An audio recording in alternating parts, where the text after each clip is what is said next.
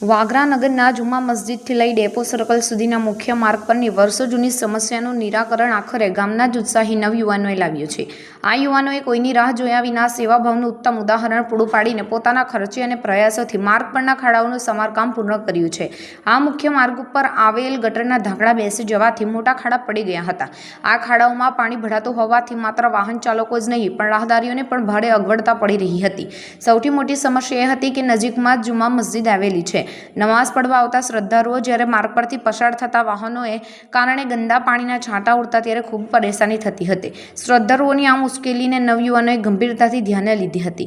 આ સમસ્યાના કાયમી ઉકેલ માટે ગામના જાગૃત નવયુવાનોએ સ્વયં બીડું ઉપાડ્યું અને તેમણે જરૂરી સિમેન્ટ અને રેતી સહિતનો માલ સામાન ભેગો કરીને જાતે જ ખાડાઓમાં પૂર્ણ કરવાનું કાર્ય શરૂ કર્યું હતું। યુવાનોની આ સામૂહિક અને પ્રસન્ન મહેનતના કારણે હવે માર્ગ સંપૂર્ણપણે સમતલ બની જશે। યુવાનોની આ સકારાત્મકતા અને પ્રેરણાદાયક કામગીરીની સમગ્ર પંથકમાં જોરદાર પ્રશંસા થઈ રહી છે। તેમના આ પગલાંથી માત્ર આ માર્ગની અવરજવર જ સરળ નથી બની, પરંતુ શ્રદ્ધાળુઓને પણ ગંદા પાણીના છાંટાના ત્રાસમાંથી મુક્તિ મળી છે।